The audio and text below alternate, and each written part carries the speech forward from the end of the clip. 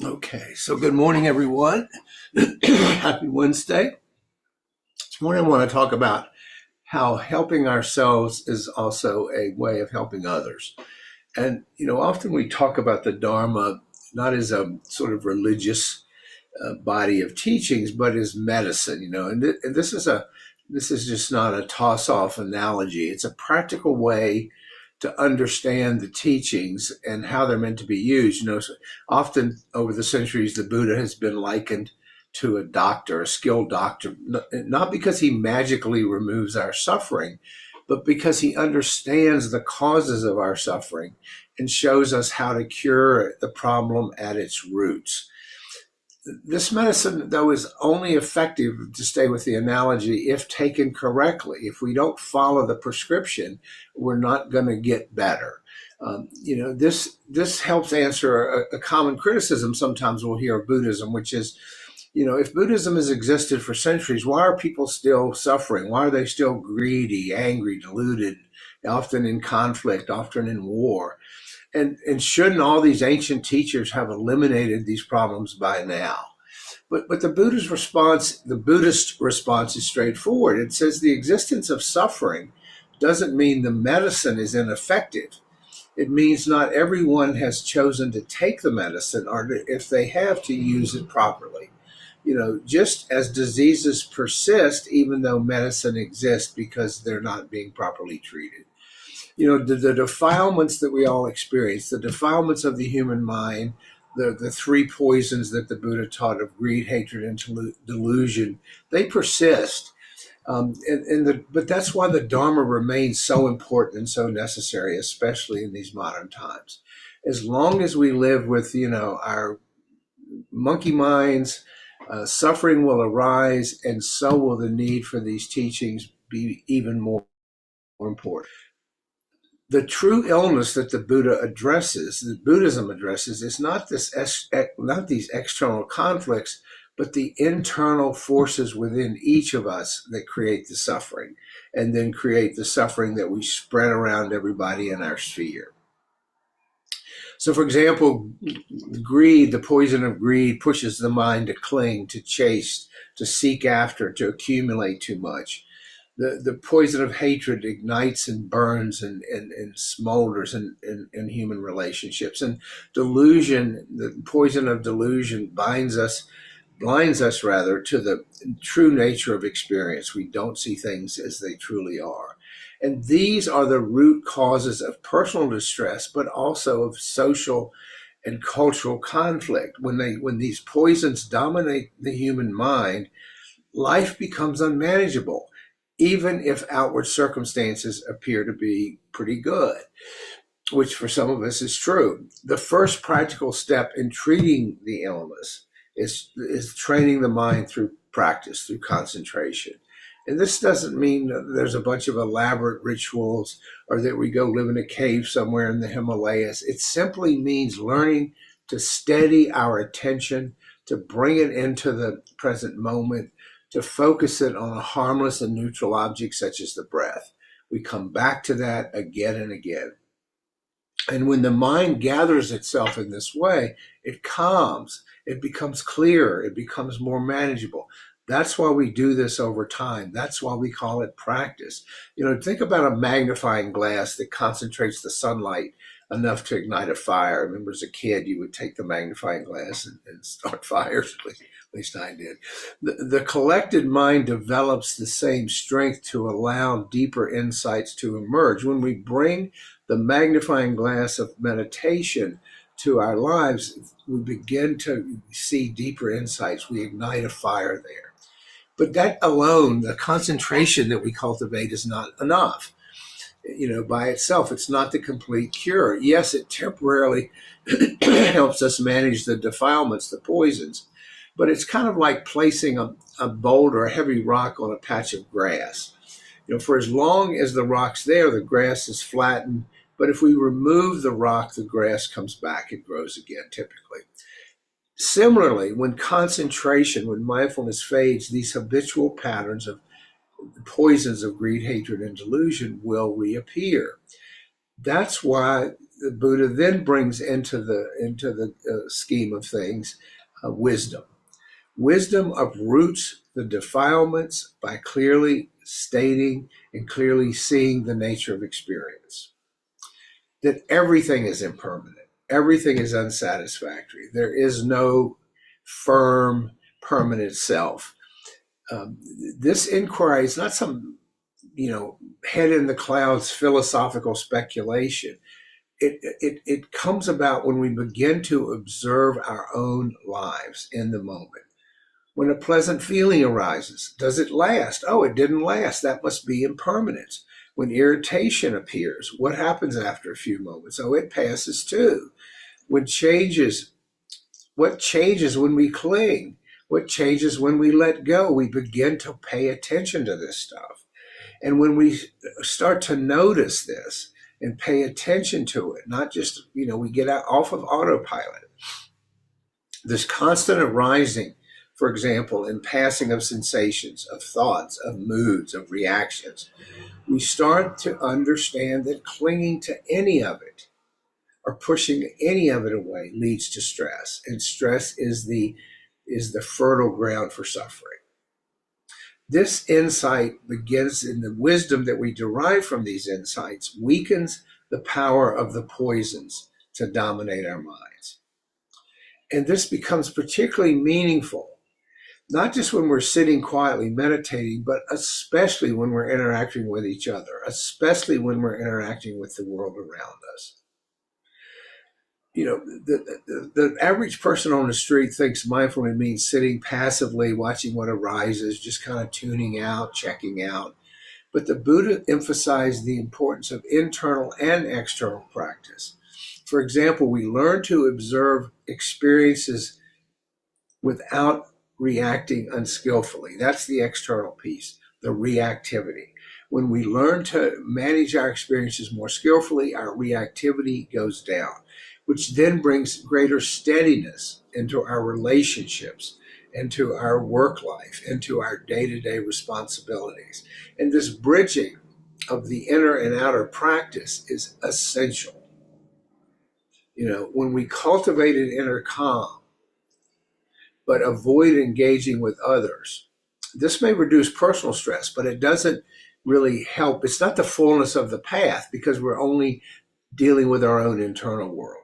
We're not dealing with those around us. On the other hand, when out of our practice, we try to help others without working on ourselves, we often act from confusion. We may unintentionally cause harm. We may get into codependent relationships. We may, we may get blurred boundaries. We can get into all kinds of trouble. So the practice asks us to integrate the two. We train our minds so that we're well equipped to help others when they need it, and then we live ways that benefit those around us. We reduce our reactivity. We increase our generosity. We increase our compassion. Think of the mother cow and her calf. I think the Buddha used this analogy, and it really illustrates this balance. The mom cow eats grass for her own nourishment, but never forgets that she is responsible for that calf. She feeds the calf because of the nourishment that she's taking in. The nourishment being the practice that we change our internal world, the calf being the external engagement, which spreads that goodness around. Similarly, we develop a personal practice. We develop wisdom while also extending that outwardly to care for those around us. Helping others supports our own practice, and practicing well supports the ability to help others. And remember, the Buddha talked about generosity and the importance of that in terms of our own practice. And this business of helping others is why Sangha is so important. When we come together and we share, we all grow from the sharing. We all grow from what we learn from each other. If that's not an example of externally living our practice, I can't think of a better example. When the mind is grounded in virtue and proper values and calm and clarity, that's when we're at our best. The point here is clear. When we take good care of ourselves, meaning we develop moral discipline, mental stability, and wisdom, it automatically benefits those around us. If I am calmer and less and not suffering as much, my reactivity is reduced. I'm not um, flying off the handle at people around me. I'm not acting unskillfully. I'm not causing harm. It automatically benefits those in our sphere. When we refrain from harming others, uh, with our moral conduct, when we control our anger, when we respond with patience, when we respond with goodwill, we become a source of safety and support. And the world is desperate for that right now.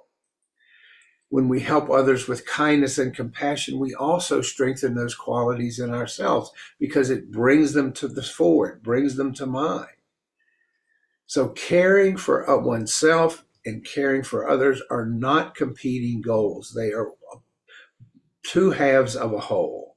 They are mutually reinforcing aspects of the same path. And in modern life, this means more than ever that our practice is not restricted to our personal meditation practice. It is in how we speak to others. It is how we respond to challenges. It is how we handle frustration. It is how we treat strangers, our family, our coworkers, the environment, everything around us. When we practice seeing clearly, we become less reactive. We become more patient. We become more understanding. Those are natural byproducts of seeing things clearly, cultivating wisdom, and the like. The shift in the mind directly reduces the harm we cause, and increases the good that we contribute to the world around us.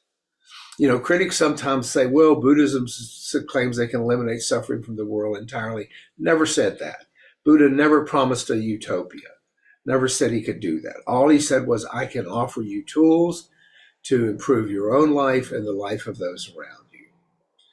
The world will always contain people at different stages of understanding or stage of no understanding, at different levels of training or no level of training. That's just the reality we have to live with. The role is not to magically transform society, but to offer a reliable and tested path for any of us who choose to walk it. Each of us contributes to reducing suffering in the world in small ways by reducing it within ourselves and then allowing it to radiate around us, radiating outward. And from this perspective, Buddhism is far from useless, but no, it's not a panacea.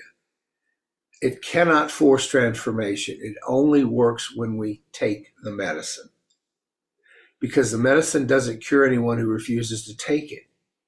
And when it is taken, it has to be taken as prescribed, which requires consistency and effort. This is how the Dharma works. If we practice it sincerely, day to day, to the best of our ability, we experience a reduction in our suffering. I can tell you that in my own life. You can tell that in your lives. And the spillover into those around us. We don't experience the same difficulties. We don't see it through the same lens. The persistence of suffering in the world, from a Buddhist perspective, is the persistence of ignorance, that poison of, it's not a failure of the teachings. It's a failure of people to embrace the teachings or some similar teachings which put us on this path. The Buddhist path encourages us to be responsible for our own mental health and to extend outward to others. And that includes cultivating moral behavior, living with our values, steadying the mind through meditation practice, developing insight into the nature of seeing it clearly. And when these qualities mature, we become a source of peace in our communities. Our very presence can lessen conflict. We don't stir the pot when we're in a conflictual situation. We support others in their own growth, their Sangha again. The Dharma is an effective medicine when applied properly. It helps us see clearly, helps us act wisely, helps us live compassionately. And because suffering will always exist in our world, the need will always exist. And so the sort of takeaway today is that the Buddhist path is both personal and relational. We don't do this in a vacuum. We treat the inner disease of the defilements of the poisons while encouraging outward acts of goodwill, so that the practice benefits not only me, it benefits those around me, which supports the continued incrementally in small ways by each of us, the healing of the human condition. So those are some thoughts this morning on how helping ourselves ultimately extends outward and helps others.